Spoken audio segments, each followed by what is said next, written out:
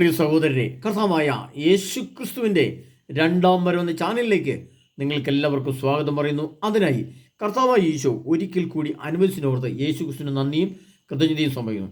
പ്രിയ സഹോദരരെ, നമ്മൾ ഈ ലോകത്തിൻ്റെ അവസാനം, പ്രത്യേകിച്ചും ഈ കാലഘട്ടങ്ങളിൽ വാർത്താ മാധ്യമങ്ങളിൽ ശാസ്ത്ര സാങ്കേതിക വിദ്യകൾ അവിടെ പല രീതിയിൽ നമ്മൾ ലോകാവസാനം എന്ന വാർത്തകളൊക്കെ കാണാറുണ്ട്. എന്നാൽ 10-25 വർഷങ്ങൾക്ക് മുമ്പ്, ഏകദേശം 2000 ആണ്ട് കാലഘട്ടങ്ങളിലൊന്നും നമ്മൾ ലോകാവസാനം എന്നൊരു വാക്കൊന്നും കേൾക്കാറില്ലായിരുന്നു. എന്നാൽ ഇപ്പോൾ ലോകാവസാനം എന്നൊരു വാക്ക് കൂടുതൽ കേൾക്കുന്നു. അപ്പോൾ ലോകാവസാനം എന്നത് ശരിയാണോ? ലോകാവസാനം എന്നത് ഉണ്ടോ? അതിൻ്റെ ക്രമീകരണം ദൈവം എങ്ങനെ ചെയ്തിരിക്കുന്നു? ശാസ്ത്രീയമായിട്ട് ഇത് ശരിയാണോ? വിശുദ്ധ ഗ്രന്ഥത്തെ ആസ്പദമാക്കി ഇത് ശരിയാണോ? സർവ്വമതങ്ങളും എന്തു പറയുന്നു? ഇതൊരു യാഥാർത്ഥ്യമാണോ? മുകളിൽ സൂര്യനുണ്ട്, രാത്രിയിൽ ചന്ദ്രനെ കാണുന്നുണ്ട്, ഭൂമി ഇങ്ങനെ നിൽക്കുന്നുണ്ട്. ഇതിങ്ങനെ അപ്രത്യക്ഷമാകുമോ? ഇത്രയും ബ്രഹ്മാണ്ഡമായ സാധനം ഇല്ലാണ്ടാകുമോ? അത് കത്തിച്ചാമ്പലായി പോകുമോ? ഇതൊക്കെ യാഥാർത്ഥ്യമാണോ? ഇതിനകത്ത് വല്ല സത്യവുമുണ്ടോ? ഇങ്ങനെ 100 ചോദ്യങ്ങളും 100 സംശയങ്ങളുമാണ് മനുഷ്യരുണ്ട്. ചില മനുഷ്യരോട് സംസാരിച്ചപ്പോൾ അവർ പറഞ്ഞത്, ഒരു വ്യക്തി മരിക്കുമ്പോൾ അവൻ്റെ ആ വ്യക്തിയുടെ ലോകം അവസാനിച്ചു. പക്ഷേ ഭൂമിയും ചന്ദ്രനും സൂര്യനും അങ്ങനെ തുടരും. അല്ലാതെ ഈ ലോകം ഒരിക്കലും എല്ലാം അവസാനിക്കുന്നില്ല. മറ്റൊരാൾ പറയുന്നത്, ഏതെങ്കിലും രാജ്യങ്ങളിൽ തമ്മിൽ യുദ്ധമുണ്ടെങ്കിൽ ആ 2 രാജ്യങ്ങളും നശിക്കും. ചിലപ്പോൾ ആ ഭൂഖണ്ഡം വരെ നശിച്ചെന്ന് വരും, ആണവായുധങ്ങളൊക്കെ ഇട്ടിട്ട്. പക്ഷേ ഭൂമി, സൂര്യൻ, ചന്ദ്രനും ഭൂമിയും അങ്ങനെ നിലനിൽക്കും. മനുഷ്യൻ ലോകത്ത് എന്നും ഉണ്ടാവും. ഇതിങ്ങനെ ലോകാവസാനം വരെ സംഭവമേ ഇല്ല. മറിച്ച് എത്രയോ കോടാനുകോടി വർഷം മുന്നോട്ട് പോയാലും ലോകം ഇങ്ങനെ നിലനിൽക്കും എന്ന് ഉള്ളൊരു അഭിപ്രായം ചിലർ പറയുന്നുണ്ട്. എന്നാൽ യഥാർത്ഥ സത്യം വിശുദ്ധ ഗ്രന്ഥത്തെ ആസ്പദമാക്കി, ഈ ഗ്രന്ഥത്തിന് നമ്മൾ പറയുന്ന പേര് ബൈബിൾ എന്ന് പറയും. അല്ലെങ്കിൽ നമ്മൾ മറ്റൊരു ഭാഷയിൽ വെളിപാട് ഗ്രന്ഥത്തിൽ ഭാഷയിൽ പറഞ്ഞാൽ അതിന് ഗ്രന്ഥം എന്നാണ് പറയുക. ഗ്രന്ഥം എന്ന വാക്കിൻ്റെ അർത്ഥം ഗ്രന്ഥികളെ സംബന്ധിച്ചത് എന്നാണ്. ഗ്രന്ഥികൾ എന്ന് പറയുന്നത് പഞ്ചേന്ദ്രിയങ്ങളാണ്. ആ പഞ്ചേന്ദ്രിയങ്ങളെ സംബന്ധിച്ച കാര്യങ്ങളാണ് ഈ കർത്താവ് ഇതിനകത്തോട് പറയുന്നത്. അപ്പോൾ നമ്മുടെ പഞ്ചേന്ദ്രിയങ്ങൾ, ഇന്ദ്രിയങ്ങൾ എങ്ങനെയായിരിക്കണം, എന്തെല്ലാം കാണണം, അറിയണം, എന്തെല്ലാം കാണരുത്, കേൾക്കരുത് എന്നുള്ള കാര്യങ്ങളെപ്പറ്റി ഉള്ള വിവേചനം ഇങ്ങനെ കർത്താവ് എഴുതി വെച്ചിരിക്കുന്ന ഭാഗമാണ് വിശുദ്ധ ഗ്രന്ഥം അഥവാ ബൈബിൾ. അപ്പോൾ വിശുദ്ധ ഗ്രന്ഥത്തെ ആസ്പദമാക്കിയാണ് നമ്മൾ പറയുന്നത്. പ്രിയപ്പെട്ടവർ, ഇപ്പോൾ നമ്മൾ കാണുന്നുണ്ട്, നമ്മൾ ചന്ദ്രനിലേക്കൊക്കെ ആൾക്കാർ പോകുന്നു. അങ്ങനെയൊക്കെ ആൾക്കാർ പോകുമ്പോൾ ഇതിൻ്റെ ഈ റോക്കറ്റ്, ഭീമാകാരമായ റോക്കറ്റ് മേലേക്ക് പൊന്തി പോകുന്നത് നമ്മൾ കാണാറുണ്ട്. അപ്പോൾ അതിൻ്റെ കൗണ്ട് ഡൗൺ തുടങ്ങിയെന്നാണ് പറയുന്നത്. അപ്പോൾ അതിനകത്ത് ആൾക്കാരുണ്ടാവും. അപ്പോൾ അതും ഇങ്ങനെ മേലേക്ക് 4000 ടണ്ണ് ഭാരമൊക്കെ ആയിട്ട് ഈ വലിയ റോക്കറ്റ് ആകാശത്തിലേക്ക് പൊങ്ങിപ്പോകും നമ്മൾ കാണുകയാണ്. അപ്പോൾ അതിന് കൗണ്ട് ഡൗൺ എന്ന് പറയുന്നത്. അപ്പോൾ കൗണ്ട് ഡൗൺ എന്ന് പറഞ്ഞാൽ എന്താണ്? 10 മുതൽ താഴോട്ടാണ് എണ്ണി. 10 മുതൽ താഴോട്ട് എണ്ണി 1 വന്നിട്ട് 0യിലേക്ക് വരുമ്പോഴത്തേക്ക് 1 പൂർത്തിയാക്കി കഴിയുമ്പോൾ 0 എന്ന് പറയുന്നതിന് മുമ്പ് ഈ ടണ്ണ് കണക്കിന് ഭാരമുള്ള റോക്കറ്റ് ഇങ്ങനെ മേലേക്ക് പൊന്തി പോകുന്ന നമ്മൾ കാണുന്നുണ്ട്. എന്നതുപോലെ ഞാൻ നിങ്ങളോട് പറയുന്നത്, നമ്മളൊരു കൗണ്ട് ഡൗണിൽ കൂടെയാണ് ഈ ലോകാവസാനത്തെ മനസ്സിലാക്കുന്നത്. ലോകം അവസാനിക്കുമോ ഇല്ലയോ നമ്മൾ പഠിക്കുകയാണ്, മനസ്സിലാക്കുകയാണ്. വിശുദ്ധ ഗ്രന്ഥം എന്ന് പറയുന്നു. എനിക്ക് ശാസ്ത്ര സാങ്കേതിക വിദ്യയെക്കുറിച്ചും ഇത് ലോകാവസാനത്തെക്കുറിച്ച് പറയാൻ പറ്റും, കാരണം വിശുദ്ധ ഗ്രന്ഥത്തിൽ അതുമുണ്ട്. അപ്പോൾ ലോകം അവസാനിക്കുക, ഭൂമി കത്തിച്ചാമ്പലാകുക, സൂര്യനും ചന്ദ്രനും ഇല്ലാണ്ടാവുക, അതിനുശേഷം മറ്റൊരു പ്രപഞ്ചം വരിക. അതിന് വെളിപാട് ഗ്രന്ഥത്തിൽ പുതിയ ആകാശവും പുതിയ ഭൂമി എന്ന് പറയും. അപ്പോൾ അതിനകത്ത് പുതിയ ആകാശം പറഞ്ഞാൽ പുതിയൊരു ഭൂമിയും പുതിയൊരാകാശവും ഇങ്ങോട്ട് വരിക എന്നുള്ളതല്ല എന്നർത്ഥം. അതവിടെ നിൽക്കട്ടെ, അത് വലിയൊരു വിഷയമാണ്. അത് പിന്നീട് എനിക്ക് ക്ലാസ് തരാം. എങ്കിലും ഇപ്പം നമ്മൾ വിചാരിക്കുന്നത്, ഈ കൗണ്ട് ഡൗൺ എന്ന് പറയുമ്പോൾ ആദ്യം നടക്കുന്ന സംഭവം എന്താണെന്ന് വെച്ചാൽ, ലോകം അതിൻ്റെ അന്ത്യത്തിലേക്ക് അടുക്കുമ്പം സെക്കൻഡ്, മിനിറ്റ്, മണിക്കൂർ, ദിവസം, ആഴ്ച, മാസം, വർഷം വരെ വിശുദ്ധ ഗ്രന്ഥത്തിലുണ്ട് എന്നുള്ളതാണ്. അതിൽ നമ്മൾ ആദ്യം പഠിക്കുന്നത് സെക്കൻഡിനെ കുറിച്ചാണ്. ഏത് സെക്കൻഡിലാണ് സൂര്യൻ, ചന്ദ്രൻ, ഭൂമി അപ്രത്യക്ഷമാകുന്നത്? അല്ലെങ്കിൽ അങ്ങനെ ഒരു സംഭവം ഉണ്ടോ? അതങ്ങനെ നടക്കുന്ന കാര്യമാണോ? അതിനെപ്പറ്റി നമ്മൾ ആദ്യമായിട്ട് പഠിക്കുകയാണ്. അപ്പോൾ അങ്ങനെ പഠിക്കുമ്പോൾ നമുക്ക് മനസ്സിലാക്കാവുന്നൊരു കാര്യം, അതിൻ്റെ ആ വചനഭാഗം എവിടെയാണ് എഴുതി വെച്ചിരിക്കുന്നത് നമ്മൾ ആദ്യമായിട്ട് കണ്ടുപിടിക്കണം. അങ്ങനെ കണ്ടുപിടിച്ചെങ്കിലേ നമുക്ക് ഇതിനകത്ത് വചനത്തിൻ്റെ അടിസ്ഥാനത്തിൽ ശരിയോ തെറ്റോ നമുക്ക് ഗ്രഹിക്കാൻ പറ്റുള്ളൂ. അല്ലാതെ നമ്മളൊരു ബദ്ര പറഞ്ഞു വിചാരിച്ചിട്ടോ, അല്ലെങ്കിൽ ചില ആളുകൾ പറഞ്ഞു വിചാരിച്ചിട്ടൊന്നും നമ്മളെ 100% അതങ്ങനെ വിശ്വസിച്ച് അതിൻ്റെ പുറകെ പോകുന്നു വേണ്ട. പക്ഷേ ഇത് വിശുദ്ധ ഗ്രന്ഥത്തിലുണ്ട് എങ്കിൽ നിങ്ങൾ വിശ്വസിക്കാൻ തയ്യാറാകും എന്ന് ഞാൻ വിശ്വസിക്കുകയാണ്. അപ്പോൾ ആ രീതിയിൽ നമ്മളിപ്പോൾ ഈ വിഷയത്തെ നമ്മൾ അധികരിച്ച് പഠിക്കുകയാണ്. അപ്പോൾ സെക്കൻഡിനെ പറ്റി പറഞ്ഞിരിക്കുന്നത് എവിടെയാണെന്നാണ് നമ്മൾ ഇപ്പോൾ പഠിക്കുന്നത്. പ്രിയപ്പെട്ടവരെ, ആമോസ് പ്രവാചകൻ്റെ പുസ്തകം 8-ാം അധ്യായം 9-ാം തിരുവചനം എടുത്ത് നമ്മൾ വായിക്കുമ്പോൾ അവിടെ ഇങ്ങനെ കാണുകയാണ്. അവിടെ ഇങ്ങനെ എഴുതി വെച്ചിരിക്കുന്നു, ദൈവമായ കർത്താവ് അരുളി ചെയ്യുന്നു, ഇത് പിതാവായ ദൈവമാണ് ആദ്യമായിട്ട് ലോകം എങ്ങനെ അവസാനിക്കുന്നു പറഞ്ഞിരിക്കുന്നത്. ഇതിനു മുമ്പ് ഏശയ്യാപ്രവചനം വന്നിട്ടുണ്ട്. അപ്പോൾ സെക്കൻഡിനെ കുറിച്ച് പറഞ്ഞിരിക്കുന്നത് പിതാവായ ദൈവം ആമോസ് പ്രവാചകന്റെ പുസ്തകത്തിലാണ്. അതിപ്രകാരമാണ് പറഞ്ഞിരിക്കുന്നത്. അന്ന് മധ്യാഹ്നത്തിൽ സൂര്യൻ അസ്തമിക്കും, നട്ടുച്ചയ്ക്ക് ഞാൻ ഭൂമിയെ അന്ധകാരത്തിലാഴ്ത്തും. ഇതാണ് വചനം. അപ്പോൾ നമ്മൾ മനസ്സിലാക്കേണ്ടതാണ്, അന്ന് നട്ടുച്ചയ്ക്ക്. ഈ നട്ടുച്ച എന്ന് പറയുമ്പോൾ നമ്മൾ വിചാരിക്കുമോ 10-11 മണിയൊക്കെ കഴിഞ്ഞാൽ ഉച്ചയാകാറാകുക, അങ്ങനെ നമ്മൾ ചിന്തിക്കുന്നത് നട്ടുച്ച, അല്ലെങ്കിൽ 2 മണി വരെയൊക്കെ നമ്മൾ നട്ടുച്ച സമയം തോന്നും. പക്ഷേ ക്ലോക്കിൽ നട്ടുച്ച എന്ന് പറയുന്ന സമയം എവിടെയാണ്? ക്ലോക്കിൽ നമ്മൾ പറയും 12 മണി കറക്റ്റ് ആകുമ്പോൾ പറയും ക്ലോക്കിൽ 12 മണി, ഇപ്പോൾ ശരിക്കും ഉച്ച സമയമായി എന്ന് പറയും. അപ്പോൾ ആ 12 മണി ആകണമെങ്കിൽ എന്ത് ചെയ്യണം? 11 മണി എന്ന മണിക്കൂർ കഴിഞ്ഞ് 11:30 കഴിഞ്ഞ് 11:45 കഴിഞ്ഞ് 12 മണിയാകാൻ 11 മണി കഴിഞ്ഞ് 59 മിനിറ്റ് 59 സെക്കൻഡ് കഴിഞ്ഞ് അടുത്ത സെക്കൻഡ് വരുമ്പോൾ കറക്റ്റ് 12 മണിയാണ്. അപ്പോൾ ഇവിടെ അന്തിമ സെക്കൻഡ് എന്ന് പറയുന്നത് ഈ സെക്കൻഡാണ്. അതായത് നട്ടുച്ച സമയത്ത് 11 മണി കഴിഞ്ഞ് 11:59 കഴിഞ്ഞ് 59 സെക്കൻഡ് കഴിയുമ്പോൾ 60 സെക്കൻഡ് എന്ന് പറയുന്ന ആ സെക്കൻഡിൽ 59ാമത്തെ സെക്കൻഡിൽ ഈ കാണുന്ന സൂര്യൻ, ചന്ദ്രൻ, ഭൂമി ഇത് മൂന്നും കത്തിച്ചാമ്പലായി നശിച്ച് എന്നേക്കും പ്രപഞ്ചമില്ലാത്ത രീതിയിലാവും. അതിൻ്റെ ബാക്കി പറഞ്ഞു കഴിയുമ്പോൾ നിങ്ങൾ ശ്രദ്ധിക്കുക, മനസ്സിലാവണം, അങ്ങനെ മനസ്സിലാണ്. അപ്പോൾ എങ്ങനെ കത്തിച്ചാമ്പലാവും, അതിൻ്റെ കാരണമെന്ത്, അതിൻ്റെ ഉപകരണമെന്ത്, യന്ത്രമെന്ത് എന്നൊക്കെ ഞാൻ പുറകെ പറഞ്ഞു തരും. ഈ ക്ലാസ് നിങ്ങൾ കാര്യമായിട്ട് ശ്രദ്ധിച്ചാലേ നിങ്ങൾക്ക് മനസ്സിലാവും. ഒരുപാട് സംശയങ്ങൾ കൊടുക്കും, ചിലപ്പോൾ ഇത് നമുക്ക് തെറ്റിദ്ധാരണയ്ക്ക് കാരണം, അങ്ങനെ പ്രശ്നങ്ങളൊക്കെ ഉണ്ട്. അപ്പോൾ സെക്കൻഡ് എന്ന് പറയുന്നത്, ഇനി അത് വേറൊരു കാര്യങ്ങൾ പറയാം. 2034 ഫെബ്രുവരി മാസം 15-ാം തീയതി 11 മണിക്കും 12 മണിക്കും ഇടയ്ക്ക് 12 മണിയാകാൻ 11 മണി 59 മിനിറ്റ് കഴിഞ്ഞ് 59 സെക്കൻഡ് കഴിഞ്ഞിട്ടുള്ള ആ 59ാമത്തെ സെക്കൻഡിൽ ഈ ഭൂമി, സൂര്യനും ചന്ദ്രനും ഭൂമിയും അപ്രത്യക്ഷമാവും. അതായത് 2034 മാസത്തിൽ, 2034 വർഷത്തിൽ. ഇനി അതിൻ്റെ മിനിറ്റ്, അന്തിമ മിനിറ്റ്, അവന് ഇതിന് പറയുന്ന പേരാണ് അന്തിമ സെക്കൻഡ്. ലോകം എങ്ങനെ അപ്രത്യക്ഷമാകുന്ന ആ സമയം അന്തിമ സെക്കൻഡ് എന്ന് പറയും. ഇനി അതിൻ്റെ അന്തിമ മിനിറ്റ് ഇതിനോട് ചേർന്ന് വരുന്ന മിനിറ്റാണ്. അത് 11 മണി കഴിഞ്ഞ് 11 മണി കഴിഞ്ഞ് 12 മണിയാകാൻ 1 മിനിറ്റ് ഉള്ളപ്പോൾ ആണ് എന്ത് സംഭവിക്കുക? അന്തിമ മിനിറ്റ് എന്ന് പറയുന്നത്. അടുത്ത് നമ്മൾ ചിന്തിക്കുന്നത് അന്തിമ സെക്കൻഡ് എന്നാണ്. സെക്കൻഡ് അല്ല, മിനിറ്റ് പറഞ്ഞു, അന്തിമ മണിക്കൂർ. അപ്പോൾ സെക്കൻഡ്, മിനിറ്റ്, മണിക്കൂർ. 2034 ഫെബ്രുവരി 11 മണിക്കും 12 മണിക്കും ഇടയ്ക്കുള്ള സമയത്തെയാണ് അന്തിമ മണിക്കൂർ എന്ന് പറയുന്നത്. 2034 ഫെബ്രുവരി മാസം 15-ാം തീയതി പകൽ 11 മണിക്കും 12 മണിക്കും ഇടയ്ക്കുള്ള സമയമാണ് അന്തിമ മണിക്കൂർ. ഈ അന്തിമ മണിക്കൂറിനെ കുറിച്ച് ഇത് മാത്രം നമ്മൾ പഠിച്ചാൽ പോരാ, നമ്മൾ വേറെ ചില കാര്യങ്ങൾ മനസ്സിലാക്കണം. മത്തായിയുടെ സുവിശേഷം, അതിൻ്റെ മത്തായിയുടെ സുവിശേഷത്തിൽ എഴുതി വെച്ചിരിക്കുന്ന വചനത്തെ കൂടി നമ്മൾ പഠിക്കണം. മത്തായിയുടെ സുവിശേഷം 24-ാം അധ്യായം അതിൻ്റെ 44-ാം തിരുവചനം. അതിനാൽ നിങ്ങൾ തയ്യാറായിരിക്കണം. കർത്താവ് പറയുന്ന ഭാഗം നമ്മൾ മനസ്സിലാക്കേണ്ടത്. നിങ്ങൾ തയ്യാറായിട്ടിരിക്കണം. എങ്ങനെ, എന്താണ് തയ്യാറാകേണ്ടത്? നമ്മൾ എങ്ങോട്ടോ പോകാൻ വേണ്ടി തയ്യാറായിട്ടിരിക്കണം, റെഡി ആയിട്ടിരിക്കണം, ഒരുങ്ങിയിരിക്കണം എന്ന് കർത്താവാണ്. എന്തെന്നാൽ നിങ്ങൾ പ്രതീക്ഷിക്കാത്ത മണിക്കൂറിലായിരിക്കും മനുഷ്യപുത്രൻ വരുന്നത്. അതാണ് നമ്മൾ മനസ്സിലാക്കേണ്ടത്. പ്രതീക്ഷിക്കാത്തൊരു മണിക്കൂർ. മനുഷ്യന് എന്താ സംഭവിക്കുക വെച്ചാൽ, ഈ ആഗോള യുദ്ധം കൊണ്ട് തുടങ്ങി, ഞാൻ കഴിഞ്ഞ ദിവസം പറഞ്ഞാൽ ഓരോ മുദ്രകൾ പൊട്ടി വരുന്നു. ലോകം മുഴുവൻ വലിയ പ്രതിസന്ധികളിലേക്ക് വരുന്നു. ഭക്ഷ്യക്ഷാമം, ഭക്ഷണമില്ലാതെയാകുന്നു, പെട്രോൾ ഡീസൽ ഇല്ലാണ്ടാകുന്നു, ക്രമസമാധാനം നഷ്ടപ്പെടുന്നു, ആയിരക്കണക്കിന് കോടിക്കണക്കിന് മനുഷ്യർ മരിക്കുന്നു. അങ്ങനെ പ്രശ്നങ്ങളൊക്കെ നമ്മൾ കർത്താവ് ഇപ്പം വരും എന്ന് വിചാരിച്ച് യേശു വരും, എന്നെ കൂട്ടിക്കൊണ്ടുപോകും, എന്നെ ഈ വേദനകളിൽ നിന്ന്, ഈ പ്രശ്നങ്ങളിൽ കൊണ്ടുപോകും എന്ന് വിചാരിച്ച് നമ്മളിരിക്കുമ്പോഴൊന്നും യേശുവിൻ്റെ വരവുണ്ടാകില്ല. അപ്പോൾ എപ്പോഴാണ് വരുന്നത്? 2034 ഫെബ്രുവരി 15-ാം തീയതി പകൽ 11 മണിക്കും 12 മണിക്കും ഇടയ്ക്ക് എന്നുള്ള ആ 1 മണിക്കൂറിലാണ് മനുഷ്യപുത്രൻ വരുന്നത്. പ്രതീക്ഷിക്കാത്ത മണിക്കൂറിലായിരിക്കും മനുഷ്യപുത്രൻ. അതിനാൽ നിങ്ങൾ തയ്യാറായിരിക്കണം. നിങ്ങൾ പ്രതീക്ഷിക്കാത്ത മണിക്കൂറിലായിരിക്കും മനുഷ്യപുത്രൻ വരുന്നത്. അവിടുന്ന് ലേശം മുന്നോട്ട് പോയാലും 24-ാം അധ്യായം 50-ാം തിരുവചനത്തിൽ വീണ്ടും കർത്താവ് പറയുന്നുണ്ട്, ഇങ്ങനെ ഒന്നുകൂടി പറയുന്നുണ്ട്, വീണ്ടും എടുത്തു പറയുന്നുണ്ട്. അതിൻ്റെ ഒരു ലക്ഷണം കൂടി കർത്താവ് പറയുന്നത് അതിപ്രകാരമാണ്. എന്നാൽ ദുഷ്ടനായ ഭൃത്യൻ തൻ്റെ യജമാനൻ താമസിച്ചേ വരൂ എന്ന് പറഞ്ഞ് തൻ്റെ സഹഭൃത്യന്മാരെ മർദ്ദിക്കാനും മദ്യപന്മാരുടെ കൂടെ ഭക്ഷിക്കാനും പാനം ചെയ്യാനും തുടങ്ങിയാൽ പ്രതീക്ഷിക്കാത്ത ദിവസത്തിലും അറിയാത്ത മണിക്കൂറിലും യജമാനൻ വന്ന് അവനെ ശിക്ഷിക്കുകയും കപടനാട്ടിക്കാരുടെ കൂട്ടത്തിൽ തള്ളുകയും ചെയ്യും.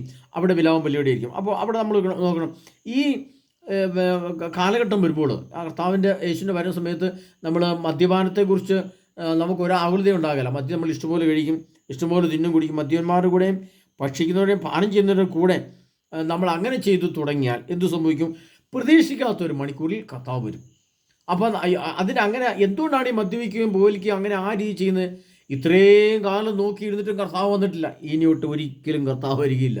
ഇത്രയും ലോകയുദ്ധം നടക്കുന്നു, അവിടെ ആണവയുദ്ധം നടക്കുന്നു, ഇവിടെ പ്രശ്നം നടക്കുന്നു, ഭക്ഷണമില്ല, ലോകമന്ത്യാന്ത്യത്തിലേക്കായി, ലോകാവസാനം എന്ന് എല്ലാവരും പറയുന്നു. പക്ഷേ ഇതുവരെ വന്നിട്ടില്ല. എത്രയും സമയമായി ഓരോ രീതിയിലും കർത്താവിൻ്റെ വരവ് സംഭവിച്ചിട്ടില്ല. അതിനാൽ ഇനി ഒരിക്കലും വരികില്ല എന്ന് പറഞ്ഞിട്ട് അവർ ചെയ്യും, വല്ല മദ്യം അടിച്ച് അല്പം അടിച്ച് സുഖമായിട്ട് കിടന്ന് ഉറങ്ങി അതായിരിക്കും നല്ലത് പറഞ്ഞുകൊണ്ട് കുറേ ആൾക്കാർ അങ്ങനെ ചെയ്യും. അപ്പോൾ പ്രതീക്ഷിക്കാത്ത അവരുടെ മനസ്സിൽ പ്രതീക്ഷയുണ്ടോ? യേശു ക്രിസ്തുവിൻ്റെ വരവിനെക്കുറിച്ച് പ്രതീക്ഷ നഷ്ടപ്പെടുന്നൊരു സാഹചര്യം, പ്രതീക്ഷ അസ്തമിക്കുന്ന ഒരു സമയം, പ്രതീക്ഷ ഇല്ലാത്തൊരു സമയം, ആ ഒരു മണിക്കൂറാണ് അന്തിമ മണിക്കൂർ. അപ്പോൾ അന്തിമ സെക്കൻഡ്, അന്തിമ മിനിറ്റ്, അന്തിമ മണിക്കൂർ, അത്രയും നമ്മളിപ്പോൾ കണ്ടു. അപ്പോൾ അന്തിമ മണിക്കൂറിനെ പറ്റി പറഞ്ഞാൽ അതിന് നമ്മൾ പറയുന്ന പേരാണ് 2034 ഫെബ്രുവരി മാസം. അതൊരു ബുധനാഴ്ചയാണ്. ബുധനാഴ്ച പകൽ 11 മണിക്കും 12 മണിക്കും ഇടയ്ക്കുള്ള സമയമാണ് എന്ത്? അന്തിമ മണിക്കൂർ. ഇനി നമ്മൾ അത്രയും നമ്മൾ മനസ്സിലാക്കി.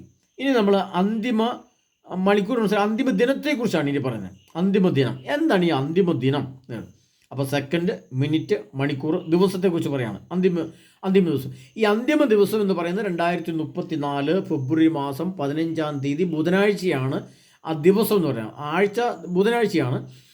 അതിൻ്റെ ആ ദിവസം എന്ന് പറയുന്നത് 15 അപ്പോൾ ആ ദിവസത്തെക്കുറിച്ച് കർത്താവ് എങ്ങനെ പറഞ്ഞിരിക്കുന്നു നമ്മൾ ജസ്റ്റ് ഒന്ന് മനസ്സിലാക്കണം. ഓരോ ദിവസത്തെക്കുറിച്ചൊക്കെ നമ്മൾ സ്വന്തമായ കാഴ്ചപ്പാടിലല്ല പറയുന്നത്. അതിൻ്റേതായ തലങ്ങളുണ്ട്.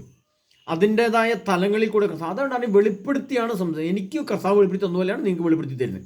ആ വെളിപ്പെടുത്തൽ ആണിതെല്ലാം സംഭവിക്കുന്നത്. കർത്താവിൻ്റെ വരവിനെക്കുറിച്ചുള്ള വ്യക്തമായ വെളിപ്പെടുത്തലിൽ കൂടെ നമ്മൾ കടന്നു പോവുകയാണ്. ഇത് ഒരു 2 ക്ലാസ്സായിട്ട് 2 വീഡിയോ ആയിട്ട് നിങ്ങൾക്ക് ചെയ്തു തരുന്നത്, ഒറ്റയടിക്ക് തീരില്ലത്.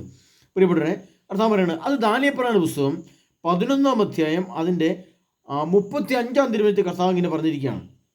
അവിടെയും ചില ലക്ഷണങ്ങളെക്കുറിച്ച് പറഞ്ഞിട്ടുണ്ട് കർത്താവ് പറഞ്ഞത്. ഇങ്ങനെയാണ് കർത്താവ് പറഞ്ഞിരിക്കുന്നത്, അവരോട് ചേരുന്ന പലരും കപടോദ്ദേശത്തോടു കൂടിയായിരിക്കും അങ്ങനെ ചെയ്യുക. ജ്ഞാനികളിൽ ചിലർ വീഴും. ജനത്തെ അവസാന ദിവസത്തേക്ക് ശുദ്ധീകരിക്കാനും നിർമ്മലരാക്കി വെണ്മയുള്ളവരാക്കി മാറ്റാനും വേണ്ടിയായിരിക്കും അത്. അന്തിമ ദിനം വരാനിരിക്കുന്നതേ ഉള്ളൂ. അവിടെ ഒരു അന്തിമ ദിനത്തെക്കുറിച്ച് പറയുന്നുണ്ട്. ആ അന്തിമ ദിനം ഏത്, എപ്പോൾ, ഏത് വർഷം, അതാണ് നമ്മുടെ ചർച്ച. അതുകൊണ്ടാണ് ഞാൻ പറയുന്നത് അന്തിമ ദിനം 2034 ഫെബ്രുവരി 15 ബുധനാഴ്ച ദിവസമാണ് ആ അന്തിമ ദിനം. അപ്പോൾ നമ്മൾ പെട്ടെന്ന് കേൾക്കുന്നവർ 2034 എങ്ങനെ വന്നു? ഈ 2034 എന്ന് പറയുന്ന സംഖ്യ നിങ്ങൾക്ക് എവിടെ നിന്നാണ് വന്നത്? അത് പറഞ്ഞാൽ ഈ ക്ലാസ്സിൻ്റെ അവസാനമാകുമ്പോൾ നിങ്ങളുടെ എല്ലാ സംശയവും നിങ്ങളുടെ മാറും, നിങ്ങളുടെ ശരിയായ ബോധ്യത്തിലേക്ക് വരും. അപ്പോൾ അന്തിമ ദിനത്തെക്കുറിച്ച് നമ്മൾ കണ്ടു. ഈ അന്തിമ ദിനം എന്ന് പറയുമ്പോൾ നമ്മൾ മനസ്സിലാക്കേണ്ടത്, പ്രിയപ്പെട്ടവരെ, ആ ദിവസത്തെക്കുറിച്ചാണ്. ബുധനാഴ്ച ദിവസമാണ്. അത് പകൽ 12 മണിയാണ് മണിക്കൂർ. അന്തിമ സെക്കൻഡ്, അന്തിമ ദിവസം, അന്തിമ ദിവസത്തിൻ്റെ പ്രത്യേകത 15-ാം തീയതിയാണ്. ഇത്ര നമ്മൾ കണ്ടു. പ്രിയപ്പെട്ടവരെ, നമ്മൾ ഇനി അതിൽ തന്നെ ഒരു രീതിയിൽ കൂടെ അതിനെപ്പറ്റി അന്തിമ ദിനത്തെക്കുറിച്ച് പറയുന്നത്. അതുകൊണ്ട് നമ്മൾ എവിടെയാണ് നമ്മൾ അറിഞ്ഞിരിക്കണം. അതുകൊണ്ട് അറിഞ്ഞിരിക്കുമ്പോഴാണ് നമുക്ക് ഏറ്റവും കൂടുതൽ വ്യക്തമായിട്ട് മനസ്സിലാക്കാനും പഠിക്കാനുമുള്ള അവസരം ഇവിടെ ഉണ്ടാകുന്നത്. അത് യെസയ്യാ പ്രവചന പുസ്തകം 39-ാം അധ്യായം അതിൻ്റെ 9-ാം തിരുവചനത്തിലാണ് ആ ദിവസത്തെക്കുറിച്ച് വന്നിരിക്കുന്നത്. ആ സംബന്ധിച്ച അതായത് അന്തിമ ദിനത്തിൻ്റെ മുമ്പ് സംഭവിക്കുന്ന കാര്യം പറഞ്ഞിട്ട് അന്തിമ ദിനത്തിലേക്ക് പോകുന്ന, ആ അന്തിമ ദിനത്തിൽ എത്തുന്നതിന് മുമ്പ് സംഭവിക്കുന്ന കാര്യങ്ങൾ സംഭവിച്ചു കഴിയുമ്പോൾ അന്തിമ ദിനത്തിലേക്ക് എത്തുന്നതിനെ കുറിച്ചാണ് കർത്താവ് പറയുന്നത്. അത് വളരെ വ്യക്തമാണ്, നമ്മൾ മനസ്സിലാക്കണം. അത് ഒറ്റയടിക്ക് വായിച്ചാൽ മനസ്സിലായില്ല. അത് ഞാൻ പറഞ്ഞുതരാം. യെസയ്യാ പ്രവചന പുസ്തകം 39-ാം അധ്യായം 9-ാം തിരുവചനം, അത് സംഭവിക്കുക തന്നെ ചെയ്യും. ആ ദിനത്തെക്കുറിച്ചാണ് ഞാൻ പറഞ്ഞിരിക്കുന്നത്. അപ്പോൾ ഇസ്രായേൽ നഗരങ്ങളിൽ വസിക്കുന്നവർ പുറത്തു വന്ന് പരിച, കവചം, വില്ല്, അമ്പ്, ഗദ, കുന്തം എന്നീ ആയുധങ്ങൾ കൊണ്ട് 7 വർഷത്തേക്ക് തികത്തിക്കും. അത് ഞാൻ ഒരിക്കലും പറഞ്ഞിട്ടുള്ളതാണ്. പക്ഷേ എന്നാലും ഈ ദിവസത്തിൻ്റെ പ്രാധാന്യത്തെ എടുത്തു കാണിക്കാൻ വേണ്ടിയിട്ടാണ് വീണ്ടും ആവർത്തിച്ചൊന്നത് പറഞ്ഞത്. അപ്പോൾ എന്താണ് സംഭവിക്കുന്നത്? ഈ 7 വർഷത്തെ യുദ്ധമുണ്ടെന്നാണ് ഇതിനകത്ത് വന്നിരിക്കുന്നത്. ആ 7 വർഷം യുദ്ധം തുടങ്ങുന്നത് 2027 2033 യുഗാന്ത്യമാണെന്നിരിക്കെ 2027 എന്ന സംഖ്യ തുടങ്ങിയാൽ അത് യുഗാന്ത്യത്തിലെത്തി കഴിഞ്ഞതിന് ശേഷം പിന്നീട് വരുന്ന ഒരു കണക്കുണ്ട്. ആ കണക്ക് ഞാൻ പുറകെ കാണിച്ചു തരാൻ പ്രിയപ്പെട്ട. ആദ്യം ഈ കാര്യങ്ങൾ പറഞ്ഞ് അവതരിപ്പിച്ചിട്ട് വേണം, ഇത് നിങ്ങളെ ബോധ്യപ്പെടുത്തിയിട്ട് വേണം, ദിവസത്തെക്കുറിച്ചും മണിക്കൂറിനെ കുറിച്ചും പറഞ്ഞിട്ട് വേണം ഇതിൻ്റെ കണക്കായിട്ട് എഴുതി നിങ്ങളെ കാണിക്കാൻ. അത് അടുത്ത ക്ലാസ്സിലാണ് വരിക. അപ്പോൾ കർത്താവ് പറയുകയാണ്, അത് സംഭവിക്കുക തന്നെ ചെയ്യും. ഏതാണ് സംഭവിക്കേണ്ടത്? നമ്മൾ മുമ്പേ കണ്ടത് ഏതാണ്? നട്ടുച്ചയ്ക്ക് ആമോസ് പ്രവാചകന്റെ പുസ്തകം നമ്മൾ കണ്ടല്ലോ. ആമോസ് പ്രവാചകന്റെ പുസ്തകം 9-ാം അധ്യായം 10-ാം തിരുവചനം, അന്ന് മധ്യാഹ്നത്തിൽ സൂര്യൻ അസ്തമിക്കും, അന്ന് നട്ടുച്ചയ്ക്ക് ഞാൻ ഭൂമിയെ അന്ധകാരത്തിലാഴ്ത്തും. ആ സംഭവം നടക്കുന്നതിന് വേണ്ടിയിട്ടാണ് ഇവിടെ. അത് സംഭവിക്കുക തന്നെ ചെയ്യും. അത് സംഭവിക്കുന്നതിന് മുമ്പ് എന്ത് സംഭവിക്കും? അതിന് മുമ്പാണ് 7 വർഷത്തെ യുദ്ധം വരുന്നത്. അതുകൊണ്ടാണ് ഇവിടെ പറഞ്ഞിരിക്കുന്നത്, എന്നീ ആയുധങ്ങൾ കൊണ്ട്, ഗദ, കുന്തം എന്നീ ആയുധങ്ങൾ കൊണ്ട് 7 വർഷത്തേക്ക് തീ കത്തിക്കും. അതാണ് 7 വർഷം. ആ 7 വർഷം എന്ന് പറയുമ്പോൾ നമ്മൾ അവിടെ മനസ്സിലാക്കാനുള്ളത് വേറെ ചില കാര്യങ്ങൾ കൂടെ മനസ്സിലാക്കാനുണ്ട്. പ്രിയപ്പെട്ടവർ, ഇത് യാഥാർത്ഥ്യമാണോ എന്ന് നമ്മൾ കണക്ക് തീർത്തുന്ന നമ്മൾ വളരെ വ്യക്തമായിട്ട് പഠിച്ചിട്ട് വേണം മുന്നോട്ട് പോകാൻ. അല്ലെങ്കിൽ നമുക്കതൊരു ഒരുപാട് സംശയങ്ങളുടെ കാര്യമായിട്ട് വരും. അത് ആദ്യത്തെ നമുക്കറിയാം, ആദ്യത്തെ ആയുധത്തെക്കുറിച്ച് വന്നിരിക്കുന്നത് എന്താണ്? അത് പരിച എന്നാണ് വന്നിരിക്കുന്നത്. പരിച എന്ന വാക്ക് നമ്മൾ മനസ്സിലുണ്ട്. ഈ പഴയ കാലത്ത് വാളുകൊണ്ട് ഇങ്ങനെ വെട്ടുമ്പോൾ അതിന് തടഞ്ഞു നിർത്തുന്ന പരിച. അപ്പോൾ നമുക്കറിയാം, ഇന്നത്തെ കാലത്ത് ആരും പരിച കൊണ്ട് തടഞ്ഞല്ല യുദ്ധം ചെയ്തു. ആ പരിച എന്ന് പറയുന്നത് മിസൈലുകളാണ്, അല്ലെങ്കിൽ ബുള്ളറ്റുകളാണ്, ബോംബുകളാണ്, യുദ്ധ ടാങ്കുകളാണ്, വെടിയുണ്ടാണ് പോകുന്നത്. അപ്പോൾ നമുക്കറിയാം, ഈ പരിച എന്ന വാക്ക് പറഞ്ഞാൽ ദൂരദേശത്ത് നിന്ന് മിസൈലുകൾ വരുമ്പോൾ അതിനെ ഇസ്രായേൽക്കാർ തടയുന്നൊരു സംവിധാനം അയൺ ഡോം നമ്മൾ കണ്ടല്ലോ. നമുക്ക് അതിനെപ്പറ്റി അറിയാം, പ്രത്യേകിച്ച് പറയേണ്ട ആവശ്യമില്ല. അപ്പോൾ പരിച എന്ന് പറയുന്നത് ഇന്നത്തെ കാലത്താണ്. ഇത് എഴുതി വെക്കുന്നത് 2500 വർഷം 3000 വർഷം മുമ്പാണ് ഇത് എഴുതുന്നത്. 3000 വർഷം മുമ്പ് എഴുതുമ്പോൾ അന്ന് ഇന്നത്തെ അയൺ ഡോം ഇല്ല. അന്നുണ്ടായിരുന്ന എന്തായിരുന്നു? അന്നത്തെ പരിചയും വാളുമായിരുന്നു. അപ്പോൾ അത് വെച്ച് പറഞ്ഞിരിക്കുന്നത് എന്താണ്? അന്ന് എന്താണ് അത് സംഭവിക്കുന്നതിനെയും അന്ന് ഇസ്രായേൽ ജനം ആ ഒരു ദിവസം ഇത് യുദ്ധം തുടങ്ങുന്ന ദിവസമല്ല, യുദ്ധം അവസാനിക്കുന്ന ദിവസത്തെക്കുറിച്ചാണ് ഇപ്പോൾ പറഞ്ഞത്, ദിവസത്തെക്കുറിച്ച് പറയുമ്പോൾ. അപ്പോൾ ഈ സാധനം എന്താണ്? ഇന്ന് ഈ 7 ആയുധങ്ങൾ, പരിച, കവചം, വില്ല്, അമ്പ്, ഗദ, കുന്തം, ഈ 7 ആയുധങ്ങൾ, 1 അയൺ ഡോം, 1 പരിചയെ പറ്റി പറഞ്ഞു, അതാണ് 2 കവചം. കവചം എന്ന് പറഞ്ഞാൽ ഇസ്രായേലിന് ചുറ്റും കവചം തീർത്ത് ഒരു യുദ്ധ ടാങ്കിൻ്റെ നിരകൾ, 1000കണക്കിന് യുദ്ധ ടാങ്കുകൾ, അതിൻ്റെ തോക്കും മിസൈലും നിറച്ച് പട്ടാൾക്കാർ യുദ്ധസജ്ജമായിട്ട് ഇസ്രായേലിനെ പൊതിഞ്ഞ് സംരക്ഷിക്കുകയാണ്. എന്താണ് കവചം ഒരു പരിരക്ഷയായിട്ട് ഇസ്രായേൽക്കാർക്ക് ചുറ്റും നിൽക്കുകയാണ്. അതാണ് കവചം, യുദ്ധ ടാങ്കുകൾ. അതോടനുബന്ധിച്ച് മറ്റൊരു പരിചയമുണ്ട്, അതാണ് അയൺ ഡോമുകൾ, അയൺ ബീമുകൾ കിടക്കുന്നത്. മറ്റൊന്ന് വില്ലിനിങ്ങനെ നമ്മളിങ്ങനെ വില്ല് പിടിച്ചിട്ട് ഒരമ്പ് അങ്ങോട്ട് എയ്ത് വിടുന്ന പോലെയാണ് എന്ത്? ഇന്ന് വില്ലല്ല, നമുക്കറിയാം, ഇന്ന സാധനമാണ് മിസൈലുകൾ. മറ്റൊന്നാണ് അമ്പെന്ന് പറഞ്ഞാൽ ഈ വില്ലെന്ന് അമ്പ് പോയി തറയ്ക്കുന്ന പോലെയാണ് എന്ത്? മിസൈലുകൾ പോയിട്ട് ദൂരെ പോയിട്ട് വരുന്നതാണ്. ബുള്ളറ്റുകൾ, വെടിയുണ്ടകൾ, ഷെല്ലുകൾ, ചെറിയ മിസൈലുകൾ, ഇതെല്ലാം ഈ വില്ലിൻ്റെ സ്ഥാനത്ത് വരുന്നതാണ്. വില്ലിൻ്റെ സ്ഥാനത്ത് വരുന്ന മിസൈൽ ലോഞ്ചർ എന്നാണ് ഈ മിസൈലിൽ പറഞ്ഞത്. അമ്പിനെ പറ്റി ഞാൻ പറഞ്ഞു, മിസൈലിന് തന്നെ. മറ്റേ ഗതയെന്ന് പറഞ്ഞാൽ വലിയ ഗത പോലുള്ള സാധനം കൊണ്ട് ഇങ്ങനെ അടിച്ചു കൊല്ലുന്നു. അതിനാണ് ചെറിയ ചെറിയ ബോംബുകൾ ഇങ്ങനെ കൊണ്ടങ്ങോട്ട് ഇട്ട് കഴിഞ്ഞാൽ ആ പ്രദേശം എല്ലാം കൂടെ കത്തിച്ചാമ്പലായി പോകും. മറ്റൊരു കുന്തത്തിനെ ഇങ്ങനെ കുത്തിക്കൊല്ലുന്ന പകരമാണ് ഇന്ന് തോക്ക്. അപ്പോൾ ആ കാലഘട്ടത്തിലുണ്ടായിരുന്ന എന്ത് ഉപകരണങ്ങളാണ്? പരിച, കവചം, വില്ല്, അമ്പ്, ഗത, കുന്തം അല്ല എന്നുള്ളത്. അപ്പോൾ ഇന്ന് നടക്കുന്ന യുദ്ധത്തെക്കുറിച്ച്, ഇനി നടക്കാനിരിക്കുന്ന യുദ്ധത്തെക്കുറിച്ചാണ് എസെക്കിയേൽ പ്രവാചകൻ പറയുന്നത്. അതുകൊണ്ടാണ് അന്ന് എന്ന് പറഞ്ഞുകൊണ്ട് പറയണം, അത് സംഭവിക്കുന്നതിനെയും ആ ദിനത്തെക്കുറിച്ചാണ് ഞാൻ പറഞ്ഞിരിക്കുന്നത്. അപ്പോൾ ഇസ്രായേൽ നഗരത്തിൽ വസിക്കുന്ന പുറത്തു വന്ന് കവചം, വില്ല്, അമ്പ്, ഗത, കുന്തം എന്നീ ആയതുകൊണ്ട് 7 വർഷത്തേക്ക് എത്തിക്കും. അപ്പോൾ 7 വർഷത്തെ യുദ്ധമാണ് ഇനി സംഭവിക്കാനുള്ളത്. അതാണ് 2027 നടക്കാനിരിക്കുന്ന 3ാം ലോക മഹായുദ്ധം. അപ്പോൾ പ്രിയപ്പെട്ടവരെ, ഈ സംഭവങ്ങളെല്ലാം ഇന്നാണ് റെഡിയായിരിക്കുന്നത്. അപ്പോൾ ഇന്നായിട്ടുണ്ടെന്ന് വെച്ചാലും ഇനിയിപ്പം ചില കാര്യങ്ങൾ കൂടി ഇസ്രായേലിന് കണ്ടുപിടിക്കേണ്ടതും നിർമ്മിച്ചെടുക്കേണ്ടതുമായ ചില സംഭവങ്ങൾ. അതിൻ്റെ ഒന്നാണ് അയൺ ബീം എന്ന സാധനം, ലേസർ രശ്മി ഉപയോഗിച്ച് വെടിവെക്കുന്ന സംവിധാനം. അത് ഇതിൻ്റെ അടുത്ത ക്ലാസ്സിൽ, അടുത്ത സ്റ്റെപ്പിൽ എങ്ങനെയാണ് ആ സംഭവം നടക്കുന്നത്, ഈ ലോകം അവസാനിക്കാനുള്ള സൂര്യനും ചന്ദ്രനും എങ്ങനെ കത്തിച്ചാമ്പലാവുന്നു എന്നുള്ളതിനെ പറയാൻ വേണ്ടിയിട്ട് ആ ഉപകരണത്തെക്കുറിച്ച് അടുത്ത ദിവസം പറയുന്നത്. അപ്പോൾ ഇപ്പോൾ നമ്മൾ ഇത്ര മനസ്സിലാക്കുക. അടുത്ത ക്ലാസ്സിൽ, നാളത്തെ ക്ലാസ്സിലാണ് ഇതിൻ്റെ ബാക്കി ക്ലാസ് നിങ്ങൾക്ക് തരുന്നത്. അപ്പോൾ നമ്മൾ 1 കണ്ട് സെക്കൻഡ്, 2 മിനിറ്റ്, 3 മണിക്കൂർ, 4 ദിവസം, ഇത്രയും കാര്യങ്ങൾ നമ്മൾ കണ്ടു. അന്തിമ മിനിറ്റ്, അന്തിമ സെക്കൻഡ്, അന്തിമ മിനിറ്റ്, അന്തിമ മണിക്കൂർ, അന്തിമ ദിനം, അവസാന ദിവസം, ഇത്രയും നമ്മൾ കണ്ടു. പ്രിയപ്പെട്ടവരെ, നാളെ നമ്മൾ ഇതിൻ്റെ ബാക്കി ക്ലാസ് എടുത്ത് തരികയാണ്. ബാക്കി ക്ലാസ് എടുത്ത് തരുന്നത് അന്തിമ ആഴ്ച ഏതാണ്, അന്തിമ ആഴ്ച ഏത്, അന്തിമ മാസം ഏത്, അന്തിമ വർഷം ഏത് എന്നാണ് അടുത്ത നാളത്തെ ക്ലാസ്സിൽ. പിന്നെ അതിനടുത്ത നാളെ കഴിഞ്ഞിട്ടുള്ള ക്ലാസ്സിൽ തരുന്നത് നിങ്ങൾക്ക് ഇതിൻ്റെ ഒരു കണക്ക്, വിശുദ്ധ ഗ്രന്ഥത്തെ ആസ്പദമായിട്ട് ഒറിജിനൽ കണക്കുണ്ട്. കർത്താവ് ഇതിനകത്ത് എഴുതി വെച്ചിരിക്കുന്നതാണ് ഞാനീ പറഞ്ഞിരുന്നത്. അപ്പോൾ പ്രിയപ്പെട്ടവരെ, നമ്മൾ നാളെ അന്തിമ ആഴ്ചയെക്കുറിച്ച് പഠിക്കുകയാണ്. അപ്പോൾ കൗണ്ട് ഡൗണിൽ നമ്മൾ പകുതി വരെ എത്തിയിട്ടുണ്ട്. കൗണ്ട് ഡൗൺ പകുതി വരെ, 4 വരെ എത്തിയിട്ടുണ്ട്. ഇനി 6 വരെ പോകാനുണ്ട്.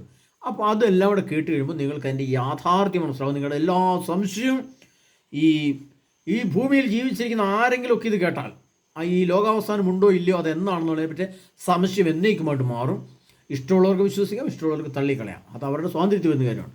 ഓക്കെ, വിശുദ്ധ ഗ്രന്ഥത്തിനനുസരിച്ച് ഇത് എൻ്റെ സ്വന്തമായൊരു കണ്ടുപിടുത്തമോ, എൻ്റെ സ്വന്തമായൊരു നിഗമനമോ, എൻ്റെ സ്വന്തമായൊരു കാഴ്ചപ്പാടോ, ഞാൻ കൂട്ടിയെടുത്ത കണക്കുകളോ ഒന്നുമല്ല ഞാൻ നിങ്ങളോട് പറയുന്നത്. പ്രിയപ്പെട്ടവരെ, സെക്കൻഡ്, മിനിറ്റ്, മണിക്കൂർ, ദിവസം വരെ നമ്മൾ പറഞ്ഞു തന്നുണ്ട്. നാളെ ആഴ്ചയെ പറ്റി പറഞ്ഞതാണ്. അപ്പോൾ നമുക്ക് മനസ്സിലാക്കേണ്ട കാര്യം ഇതാണ്.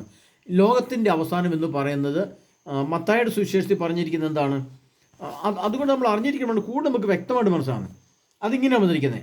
മത്തായിയുടെ സുവിശേഷം 24-ാം അധ്യായം 29-ാം തീയതി ഇങ്ങനെ പറയുകയാണ്: അക്കാലത്തെ പീഡനങ്ങൾക്ക് ശേഷം പൊടുന്നനെ സൂര്യൻ ഇരുണ്ടുപോകും, ചന്ദ്രൻ പ്രകാശം തരികയില്ല, നക്ഷത്രങ്ങൾ ആകാശത്തുനിന്ന് നിപതിക്കും, ആകാശശക്തികൾ ഇളകുകയും ചെയ്യും. അപ്പോൾ ആകാശത്തിൽ മനുഷ്യപുത്രൻ്റെ അടയാളം പ്രത്യക്ഷപ്പെടും.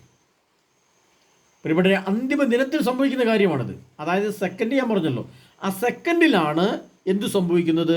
സൂര്യൻ ഇരുണ്ടുപോകും, ചന്ദ്രൻ പ്രകാശം തരികയില്ല. അപ്പോൾ അതെങ്ങനെയാണ് സംഭവിക്കുന്നത്? സൂര്യൻ ഇരുണ്ടുപോകാന്ന് പറഞ്ഞാൽ സൂര്യനിൽ അണുബോംബ് വീഴണം. അത് വെളിപാടിൻ്റെ പുസ്തകത്തിൽ ഞാൻ പറഞ്ഞിരിക്കുന്ന ആ മുദ്ര പൊട്ടുന്ന കാര്യം ഞാൻ പറഞ്ഞിട്ടുണ്ട്. അതിൻ്റെ ബാക്കി കാര്യങ്ങൾ ആ മുദ്രയ്ക്കകത്ത് കിടപ്പുണ്ട്. അത് ഞാൻ വീണ്ടും അടുത്ത പ്രാവശ്യം ഒന്നുകൂടെ റിപ്പീറ്റ് ചെയ്തതിനോട് ചേർത്ത് വെച്ച് പറയാം. അപ്പോൾ അത് ആ സെക്കൻഡിലാണ് സംഭവിക്കുന്നത്.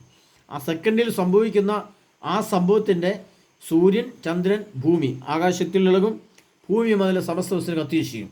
അപ്പോൾ അന്തിമ മിനിറ്റ്, അന്തിമ സെക്കൻഡ്, മിനിറ്റ്, മണിക്കൂർ, ദിവസം വരെ നമ്മൾ വന്നു. എങ്ങനെയാണ് ഈ സൂര്യൻ ചന്ദ്രൻ അപ്രത്യക്ഷമാകുന്നത്? അപ്പോൾ സൂര്യൻ ചന്ദ്രനും ഭൂമിയും നിലനിൽക്കുമോ? എന്നേക്കും സൂര്യൻ ചന്ദ്രനും നിലനിൽക്കുമോ? ഇതൊക്കെ മനുഷ്യൻ്റെ ചിന്തയാണ്. അപ്പോൾ മനുഷ്യൻ്റെ അജ്ഞത കൊണ്ടാണ് നമുക്ക് ശരിക്കും യുഗാന്ത്യം അഥവാ ലോകാവസാനത്തെക്കുറിച്ച് ബോധ്യമില്ലാതെ വരുന്നത്. എന്നാൽ ഈ രീതിയിൽ വെളിപ്പെട്ട് കിട്ടി, ഇത് വിശ്വസിക്കാൻ താല്പര്യമുള്ള വിശ്വസിച്ച് ഇതിൻ്റെ ഒരുക്കം, അതുകൊണ്ടാണ് കർത്താവ് പറഞ്ഞത്. എന്താ പറഞ്ഞത്? അതിനാൽ നിങ്ങളും തയ്യാറായിരിക്കണം. മത്തായിയുടെ സുവിശേഷം 24-ാം അധ്യായം 44-ാം തീയതി. ഇതൊരു തയ്യാറെടുപ്പാണ്, ഇതൊരു ഒരുക്കമാണ്, ഇതൊരു ശരിയൊരു പ്രിപ്പറേഷനാണ്, ഒരു ഒരുക്കമാണ്, ഒരു തയ്യാറെടുപ്പാണ്, ഒരു ബോധ്യമാണ്. ചില കാര്യങ്ങൾ ചെയ്യാനുള്ള കുറേ കാര്യങ്ങളുണ്ട്. അത് ചെയ്തുകൊണ്ട് നമ്മൾ പ്രതീക്ഷിച്ചും കാത്തും ഇരിക്കുന്ന ഒരു അവസ്ഥയാണ്. അത് കാര്യങ്ങൾ, ഈ കാര്യങ്ങൾ മനസ്സിലാക്കി കഴിയുമ്പോൾ നമുക്ക് അതനുസരിച്ച് നമ്മുടെ ജീവിതത്തെ ഒരുക്കി കാത്തിരിക്കും. കാരണം ഈ ഭൂമി ശാശ്വതമല്ല, ഭൂമി കത്തിച്ചാമ്പലായി പോകും, സൂര്യൻ ഇരുണ്ടുപോകും, ചന്ദ്രൻ ഇല്ലാണ്ടാവും, ഭൂമിയും അതിൽ സമസ്തം കത്തിയേശിക്കും. അപ്പോൾ പിന്നെ മനുഷ്യകുലം പിന്നെ എവിടെ ജീവിക്കും? അപ്പോൾ മനുഷ്യന് ഈ ഭൂമിയിലല്ല ജീവിക്കേണ്ടതെന്നും മനുഷ്യന് ജീവിക്കാനുള്ള പ്രത്യേക സ്ഥലം വീണ്ടും കർത്താവ് ഒരുക്കുന്നുവെന്നും നമ്മൾ ഗ്രഹിക്കുമ്പോഴാണ് ഇതെല്ലാം സത്യമാണ് നമുക്ക് ബോധ്യമാണ്. അതിലെ പ്രിയ സഹോദരങ്ങളെ, നമ്മൾ അടുത്ത ക്ലാസ്സിൽ ഇതിൻ്റെ വളരെ വ്യക്തമായ ക്ലാസ്, ഓരോ വചനത്തിൻ്റെ അടിസ്ഥാനത്തിലാണ് പറയുന്നത്. ഇപ്പോൾ എങ്ങനെയാണ് സൂര്യൻ കത്തി ചാമ്പലാവുന്നത് പോലും കൂടെ അടുത്ത ക്ലാസ് നിങ്ങൾക്ക് തരാം. അതുവരെ നാളത്തെ ക്ലാസ് കിട്ടുന്നതിന് വരെ നമുക്ക് കർത്താവായ യേശു ക്രിസ്തുവിൻ്റെ തിരുവചനങ്ങൾ കേൾക്കുവാൻ നമ്മളെ കർത്താവായ യേശു അനുഗ്രഹിച്ചതോർത്ത് യേശു ക്രിസ്തുവിന് നന്ദി പറയാം. യേശു ക്രിസ്തുവിൻ്റെ മഹത്വത്തെ ഓർച്ച് കർത്താവിന് സ്തുതി പറയാം.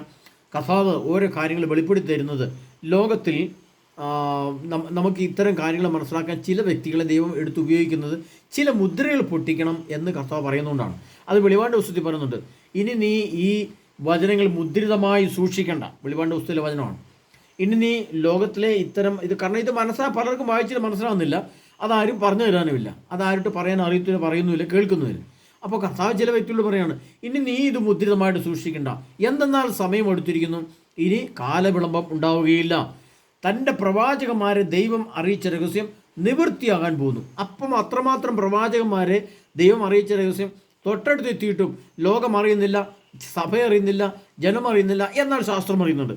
ശാസ്ത്രത്തിനറിയാൻ ഈ നിർമ്മിച്ചു വെച്ചിരിക്കുന്ന ആണവ ആയുധങ്ങൾ ഒരു 100 എണ്ണം പൊട്ടിയാൽ ആ ഒരു ഭൂഖണ്ഡം ഉണ്ടാവുകയില്ല. ഉത്തര ധ്രുവവും ദക്ഷിണ ധ്രുവവുമായിട്ട് നോക്കിയാൽ ഉത്തര ധ്രുവം പോലും ഉണ്ടാവുകയില്ല. അത്ര ഭയാനകമായ സംഭവങ്ങൾ നടക്കുമെന്ന് ശാസ്ത്രത്തിനറിയാം. പക്ഷേ നമ്മുടെ കത്തോലിക്ക സഭയ്ക്കോ ക്രിസ്ത്യാനികൾക്കോ ജനത്തിനോ സാധാരണ ജനങ്ങൾക്കോ ഇതറിയത്തില്ല. അതുകൊണ്ടാണ് ഇത്ര വ്യക്തമായിട്ട് ചില മുദ്രകൾ, അതിൻ്റെ കണക്കും കാര്യം ഇതുപോലെ പല മുദ്രകളും പൊട്ടിച്ചെടുത്താലേ ഇതിൻ്റെ യാഥാർത്ഥ്യങ്ങളിലേക്ക് പ്രവേശിക്കാൻ പറ്റുള്ളൂ. അപ്പോൾ ആ മുദ്ര പൊട്ടിക്കുക എന്ന് പറഞ്ഞാൽ അതിനർത്ഥം എന്താണ്? ദൈവം അർത്ഥമാക്കുന്ന ആ വചനത്തിന് അനുപാതികമായി നമ്മൾ വിശ്വാസത്തിലും വിശുദ്ധിയിലും ആയിരിക്കുന്നവർക്ക് മാത്രമേ ഇങ്ങനെ പറഞ്ഞെടുത്ത് ക്ലാസ് വിവരിക്കാൻ പറ്റുള്ളൂ. അല്ലാത്തവർക്ക് മനസ്സിലാവില്ല. അതാരുടെ കുറ്റമല്ല. അപ്പോൾ നമ്മൾ മനസ്സിലാക്കേണ്ടത് ഈ കർത്താവ് ഒരുക്കി സംസാരിച്ച് തരുന്ന വചനങ്ങളാണ്. അതുകൊണ്ട് ഇത് ഹൃദയത്തിൽ മുഴുവനും സ്വാംശീകരിച്ച് അത് അതേപടി വിശ്വസിച്ച് അത് ശരിയാണെന്ന് ബോധ്യം വന്നുകൊണ്ട് കർത്താവ് പറഞ്ഞ വചനത്തിലേക്ക് നമ്മൾ പറഞ്ഞു, ഏതാണ്? എന്തെന്നാൽ അതിനാൽ നിങ്ങളും തയ്യാറായിരിക്കണം. ആ തയ്യാറെടുപ്പിലേക്ക് വരുന്നതിന് വേണ്ടിയിട്ടാണ് ഇത്തരം ക്ലാസ്സുകൾ നമ്മൾ തരുന്നത്. അതുകൊണ്ട് നാളെ അന്തിമ ആഴ്ച ഏതാണ്, അന്തിമ മാസം ഏതാണ്, അന്തിമ വർഷം ഏതാണ്, എങ്ങനെയാണ് ഈ സൂര്യനും ചന്ദ്രനും ഇത്രമാത്രം ഉയരത്ത്? ഒരിക്കലും ഒരു സഹോദരൻ എന്നോട് പറഞ്ഞു, ഏതാണ്ട് 16 കോടിയോ 32 കോടിയോ മറ്റോ കിലോമീറ്റർ ദൂരമുണ്ട് സൂര്യൻ. സൂര്യൻ അത്ര ദൂരെയാണ് വെച്ചിരിക്കുന്നത്. അതുകൊണ്ട് ഏത് മിസൈൽ ഇട്ടാലും സൂര്യൻ ഒരിക്കലും കത്തുകയോ ചാമ്പലാവുകയോ നശിച്ചു പോയില്ല. പിന്നെ നിങ്ങൾ പറയുന്ന ഈ വചനത്തിന് എന്താണ് ഇതിൻ്റെ ആധികാരിക അർത്ഥം എന്ന് പറഞ്ഞു. എന്നാൽ വിശുദ്ധ ഗ്രന്ഥത്തിൽ അവിടം വരെ എത്തുന്ന മിസൈൽ ഉണ്ടാക്കുമെന്നും ഉണ്ടാക്കിയിട്ടുണ്ടെന്നും അതിൻ്റെ പേരെന്താണെന്നും വിശുദ്ധ ഗ്രന്ഥത്തിൽ എഴുതി വെച്ചിട്ടുണ്ട്. അത് ഞാൻ നിങ്ങളെ നാളെ കാണിച്ചു തരാം. അപ്പോൾ നിങ്ങൾ മനസ്സിലാവും. അതുവരെ കർത്താവായ യേശു ക്രിസ്തുവിൻ്റെ പരിശുദ്ധാത്മാവിൻ്റെ ശക്തി എന്നിൽ നിറയുമാറാകട്ടെ. കർത്താവായ യേശു ക്രിസ്തു തിരുവചനം എന്നിൽ നിറവേറുമാറാകട്ടെ. കർത്താവായ യേശു ക്രിസ്തുവിൻ്റെ പരിശുദ്ധാത്മാവ് ഇതെല്ലാം വിശ്വസിച്ച് ബോധ്യപ്പെട്ട് അതിനായിട്ട് കർത്താവ് നിങ്ങൾ തയ്യാറായിരിക്കുവാൻ, ഒരു തയ്യാറെടുപ്പെടുക്കുവാൻ നമ്മെ ഒരുക്കുമാറാകട്ടെ. അതിനുശേഷം നാളത്തെ ക്ലാസ് കഴിഞ്ഞ ശേഷം നാളെ കഴിഞ്ഞാണ് നമ്മൾ ഒരു ചാർട്ട് ഉണ്ടാക്കി തരുന്നുണ്ട്, ഒരു കണക്കും ചാർട്ടും. അത് ആ പ്രകാരമാണ് നമ്മൾ ഒരുങ്ങേണ്ടത്. അല്ലാതെ വെറുതെയുള്ള ഒരുക്കം എന്ന് പറഞ്ഞാൽ എന്തൊരുക്കമാണ്? എന്താണോ യേശു വരുന്നതിന് വേണ്ടി പ്രത്യേകം ഒരുക്കാനുള്ളത്? എന്തിനാണ് ഒരുക്കാനുള്ളത്? അല്ലെങ്കിൽ എന്താണ് ഒരുക്കാനുള്ളത്? നമ്മൾ കുമ്പസാരിച്ച് വിശ്വാസം സ്വീകരിച്ച് നിൽക്കുകയല്ലേ. അപ്പോൾ ഇനി ഒരു ഒരുക്കത്തിൻ്റെ ഒന്നും ആവശ്യമില്ല എന്നൊക്കെ ഒരു കണക്കൂട്ടുണ്ടെങ്കിൽ പ്രിയപ്പെട്ടവരെ, ഞാൻ നിങ്ങൾക്ക് തരുന്ന ആ ചാർട്ട് എന്താണ് നിങ്ങൾ കണ്ടുകഴിയുമ്പോൾ നിങ്ങൾക്ക് മനസ്സിലാവും എങ്ങനെയാണ് ഒരു മനുഷ്യൻ്റെ ശരീരത്തെ യേശുവിന് വേണ്ടിയിട്ട് ഒരുക്കപ്പെട്ട സ്വർഗത്തിലേക്ക് പ്രവേശിക്കാൻ തക്കവിധം ഉള്ളൊരു മനുഷ്യ ശരീരമായിട്ട് രൂപാന്തരപ്പെടുത്തുന്നത് അപ്പോൾ നിങ്ങൾക്ക് മനസ്സിലാവും. അതിന് തക്കതായ ഒരു ആത്മാവിനെ രൂപപ്പെടുത്തിയെടുക്കേണ്ടത് എങ്ങനെയാണെന്ന് അപ്പോൾ നിങ്ങൾക്ക് മനസ്സിലാവും. അതിനാൽ നമുക്കതുവരെ കാത്തിരിക്കാം. നാളെ കഴിഞ്ഞായിട്ട് നമുക്ക് ഇതിൻ്റെ ക്ലാസ്സുകൾ ഏകദേശം പൂർണ്ണയിലെത്തും. കാരണം ഇത് ഒറ്റയടിക്ക് പറഞ്ഞു തീർക്കാൻ പറ്റുന്ന ക്ലാസ്സുകളല്ല. കാരണം അത്ര നിഗൂഢ രഹസ്യങ്ങളാണ്. ഇത് പല വചനത്തിൽ ഇത് കോട്ട് ചെയ്താലേ പല വചനത്തിൽ നിന്ന് കർത്താവ് കൊണ്ട് എന്നെ കാണിച്ചു തരും. ഇത് ആമോസ് 12:8 എടുക്ക്, അല്ലെങ്കിൽ വെളിപാട് 4:2 2 എടുക്ക്, 2 പത്രോസ് 1:3 എടുക്ക്, ദാനിയേൽ പറഞ്ഞ പുസ്തകം 12:4 എടുക്ക്. ഇങ്ങനെ കർത്താവായ ഈശോ എന്നോട് ഉള്ളിൽ സംസാരിക്കുമ്പോൾ കിട്ടുന്ന വചനം എടുത്തിട്ടാണ് ഇത് കോട്ട് ചെയ്ത് സംസാരിച്ചിരിക്കുന്നത്. ഇത് ചെറിയ രീതിയിലൊന്നും വെളിപ്പെടുത്താൻ പറ്റില്ല പ്രിയപ്പെട്ടവർ. അതുകൊണ്ടാണ് ഇത്ര രഹസ്യം മനുഷ്യന് വെളിപ്പെടുത്താൻ പറ്റാത്ത രഹസ്യം. അപ്പോൾ നമ്മൾ പറയും, ഞാൻ കഴിഞ്ഞ ദിവസം ഞാൻ തന്നിട്ടുണ്ട് മറുപടി, അത് പിതാവല്ലാതെ പുത്ര പോലും അറിയുന്നില്ല, സ്വർഗത്തിലെ ദൂതന്മാർക്ക് ഓർക്കുന്നില്ല, പിന്നെ എങ്ങനെ പുത്രൻ അറിയാമെന്നോ ചില ഒത്തിരി പേര് ചോദിക്കാറുണ്ട്. അച്ഛന്മാരെന്നോട് ചോദിച്ചിട്ടുണ്ട്. അപ്പോൾ അതിനെ ഒറ്റ മറുപടി ചെയ്തുള്ളൂ, പുത്രൻ ആർക്ക് വെളിപ്പെടുത്തി കൊടുക്കാൻ ആഗ്രഹിക്കുന്നു അവനുമല്ലാതെ മറ്റാരും അറിയുന്നില്ല. മറ്റൊന്ന് യോഹന്നാൻ 16:13, സത്യാത്മാവ് വന്നു കഴിയുമ്പോൾ അവൻ നിന്നെ സത്യത്തിൻ്റെ പൂർണ്ണതയിലേക്ക് ആനയിക്കും, അവൻ വരാനിരിക്കുന്ന കാര്യങ്ങൾ മുൻകൂട്ടി നിങ്ങളറിയിക്കും, അവൻ കേൾക്കുന്നത് മാത്രം സംസാരിക്കും, അവൻ പാപത്തെക്കുറിച്ചും നീതിയെക്കുറിച്ചും ഈ ലോകത്തിൻ്റെ അധികാരി വിധിക്കപ്പെട്ടിരിക്കുന്നതിനാൽ പാപത്തെക്കുറിച്ചും വിധിയെക്കുറിച്ചും അന്ത്യവിധിയെക്കുറിച്ചും നിങ്ങളെ പഠിപ്പിക്കും. കൊരിന്ത്യർ ലേഖനത്തിൽ പറയുന്നുണ്ട്, പരിശുദ്ധാത്മാവ് എല്ലാ കാര്യങ്ങളും അന്വേഷിച്ച് കണ്ടെത്തുന്നു. അപ്പോൾ നമ്മൾ കർത്താവിൻ്റെ മുമ്പിലായിരുന്നു കൊണ്ട് കണ്ണുകളടച്ച് ധ്യാനത്തിനായി വിശുദ്ധിയാണ് അടിസ്ഥാനം. വിശുദ്ധിയിലായിരുന്നു കൊണ്ട് നമ്മൾ കർത്താവെ ഒരു വചനം വായിച്ച് എന്താണ് ഇതിൻ്റെ കാര്യങ്ങൾ ചോദിച്ചാൽ പറഞ്ഞു തരിക തന്നെ ചെയ്യും. പ്രിയപ്പെട്ടവരെ, അതെനിക്ക് വേണ്ടി മാത്രം പുത്തിരിയായിട്ട് കർത്താവ് ഒരുക്കി തന്നതല്ല, നിങ്ങൾക്കും ഈ വചനം കേൾക്കുന്ന എല്ലാ വ്യക്തികളും ഈ ലോകത്തിലെ 800 കോടി മനുഷ്യരും ഇത് വെളിപ്പെടുത്തി കൊടുക്കാനും ദൈവം ആഗ്രഹിക്കുന്നുണ്ട്. പക്ഷേ ആരും വിശുദ്ധിയിലല്ല. വചനത്തിൻ്റെ അടിസ്ഥാനത്തിൽ വിശുദ്ധിയില്ല. അതായത് വെളിപാടിൻ്റെ പുസ്തകം വെളിപാട് 3:10 അതിനെന്താ പറയുന്നത്, സകല ഭൂവാസികളെയും പരിശോധിക്കാനായി ലോകത്തിൽ ഉണ്ടാകാനിരിക്കുന്ന പരീക്ഷകളുടെ സമയത്ത് നിന്നെ ഞാൻ സംരക്ഷിക്കും, എന്തെന്നാൽ നീ എൻ്റെ വചനം കാത്തു. പക്ഷേ നമ്മൾ ഈ വചനം കാത്തു എന്ന് പറയുന്നത് മാത്രം നമുക്ക് പറ്റില്ല. യേശുക്രിസ്തുവിൻ്റെ വചനം അതേപടി സ്വാംശീകരിച്ച് അതേപടി ജീവിതത്തിൽ പ്രായോഗികമാക്കി യേശുവിൻ്റെ വരവിന് വേണ്ടി ഒരുങ്ങി കാത്തിരിക്കുക, തയ്യാറായിട്ടിരിക്കുക എന്ന് പറഞ്ഞാൽ അതാർക്കും സാധ്യമല്ല. കാരണം എനിക്ക് കാനഡയിൽ പോകണം, അമേരിക്കയിൽ പോകണം, അങ്ങനെ പോകണം, ഇങ്ങനെ പോകണം, 2 നില 3 നില ഇന്നോവ കാറ്, പരിപാടി തീർന്നു. അതാണ് നമ്മുടെ എല്ലാ പരിപാടി. പ്രിയപ്പെട്ടവരെ, ഇത് തീരാൻ പോവാണ്, തീരും, എന്നേക്കുമായിട്ട് തീരും, എന്നേക്കുമായിട്ട്. ലോകം അവസാനിച്ച് ഭൂമി കത്തി തീർന്ന് ഒന്ന് പാതാളും ഒന്ന് സ്വർഗവുമായിട്ട് വേർതിരിയുന്ന ആ സംഭവത്തെ അതിൻ്റെ സെക്കൻഡ്, മിനിറ്റ്, മണിക്കൂർ, ദിവസം വരെ ഞാൻ പറഞ്ഞു വെച്ചിട്ടുണ്ട്. നാളെ നമുക്ക് ആഴ്ചയിലേക്ക് പ്രവേശിക്കാം, അതിനുശേഷം മാസത്തിലേക്ക് പ്രവേശിക്കാം, അതിനുശേഷം വർഷത്തിലേക്ക് പ്രവേശിക്കാം. പ്രിയപ്പെട്ടവരെ, അതിനായിട്ട് നാളെ വരെ നമുക്ക് പ്രാർത്ഥനാപൂർവ്വം ഒരുങ്ങാം. ഇത് ചെറിയ കാര്യമല്ലെന്ന് മനസ്സിലാക്കിക്കൊണ്ട് എളിയദാസിന് വേണ്ടി പ്രാർത്ഥിക്കുക. നിങ്ങൾ സ്വയം പ്രാർത്ഥിച്ചൊരുങ്ങുക. വലിയ അത്ഭുതങ്ങൾ. ഇതിൻ്റെ അവസാനം ഈ ക്ലാസ് കേട്ട് അത് വരുന്ന ദിവസവും ഈ യുഗാന്ത്യത്തിൻ്റെ ഡേറ്റ് ഉള്ള ക്ലാസ് കേട്ട് അതിനുശേഷം ഇതിൻ്റെ ശാസ്ത്രീയമായൊരു കണക്കുണ്ട്, ആ കണക്കിൻ്റെ സംഭവങ്ങൾ നിങ്ങൾ കണ്ട് അതിനുശേഷം ഒരുങ്ങേണ്ട വിധവും നിങ്ങൾ കേട്ട് പിന്നെയുള്ളൊരു 4ാമത്തെ സ്റ്റെപ്പ് ശരിക്കും പറഞ്ഞാൽ പിന്നെ നമ്മുടെ കുമ്പസാരമാണ്. ഒരു മനുഷ്യൻ എങ്ങനെ പാപവിമോചനം നേടണം എന്നുള്ളതിനെ പറ്റി ധാരാളം ഇന്ന് വരെ ചോദിച്ചിട്ടുണ്ട്. കുമ്പസാരത്തിൻ്റെ ക്ലാസ് തരാൻ പോകുന്നു. പക്ഷേ കുമ്പസാരത്തിൻ്റെ ക്ലാസ് മാത്രം ഞാൻ ഈ രഹസ്യം നിങ്ങൾ ഈ യേശുവിൻ്റെ വരുന്ന ഡേറ്റ് പറഞ്ഞാലും കുമ്പസാരത്തിൻ്റെ രഹസ്യം മാത്രം ഞാൻ യൂട്യൂബിലൂടെ ക്ലാസ് ഇടുകയില്ല. കാരണം അതൊരു അതിഭയാനകമായ നിഗൂഢമായ, ഭയാനകമല്ല, അത്ഭുതകരമായ ഒരു നിഗൂഢ രഹസ്യമാണ് കുമ്പസാര രഹസ്യം എന്ന് പറയുന്നത്. ഒരു മനുഷ്യൻ്റെ ഹൃദയത്തിൽ കടന്നുകൂടുന്ന ദുരാത്മാക്കൾ, പാപവും തിന്മയും, അത് വേർതിരിച്ചറിഞ്ഞ് അതിൽ നിന്ന് ദുരാത്മാക്കളെ ബഹിഷ്കരിക്കുന്നത് എങ്ങനെയാണെന്ന് അത് അതിൻ്റെ പ്രത്യേക രീതിയിലുള്ളൊരു സംഭവമാണ്. അത് ഒരിക്കലും ഞാൻ യൂട്യൂബിലൂടെ പറയില്ല. അത് നിങ്ങൾക്ക് പേഴ്സണലായിട്ട് എൻ്റെ അടുത്ത് വന്നാൽ, അല്ലെങ്കിൽ നിങ്ങൾ പറഞ്ഞ സ്ഥലത്തേക്ക് എന്നെ വിളിച്ചാൽ ഞാൻ അവിടെ വന്ന് ക്ലാസ് എടുത്ത് തരുന്നതായിരിക്കും. അങ്ങനെ മാത്രമേ പറയാൻ പറ്റുള്ളൂ. കാരണം അത്ര മഹത്വവും അത്രമാത്രം തേജസ്വരവും അത്രമാത്രം സ്വർഗീയ പ്രവേശനത്തെ ഒരു വ്യക്തിയെ ഒരുക്കുന്നതുമായ ഒരു അടിസ്ഥാന ഒരു സംഭവ സത്യമാണ്. അതിൻ്റെ മഹത്വത്തെ നമ്മൾ തിരിച്ചറിഞ്ഞിട്ടില്ല. കുംഭസാരം എന്ന് പറയുന്നത്, അല്ലെങ്കിൽ അതിന് തത്തുല്യമായ ചില പ്രവൃത്തികളുമുണ്ട് അതിനകത്ത്. അതെന്നെ പറയുന്നത് അതിൻ്റെ സത്യമായ യഥാർത്ഥ സത്യമൂല്യങ്ങളെ നാം വേണ്ടതുപോലെ മനസ്സിലാക്കിയിട്ടില്ല, നമ്മൾ അറിഞ്ഞിട്ടില്ല, നമ്മൾ അതുപോലെ ചെയ്യുന്നുമില്ല. അതുകൊണ്ടാണ് നമുക്ക് തെറ്റുപറ്റുന്നത്. അതുകൊണ്ട് പ്രിയ സഹോദരങ്ങളെ, അടുത്ത ക്ലാസ്സിൽ നമുക്ക് പ്രത്യേകം ശ്രദ്ധിക്കാം. അതിനായി കഥാവ് ഈശോ നമ്മെ സമൃദ്ധമായി അനുഗ്രഹിക്കട്ടെ. ആമേൻ.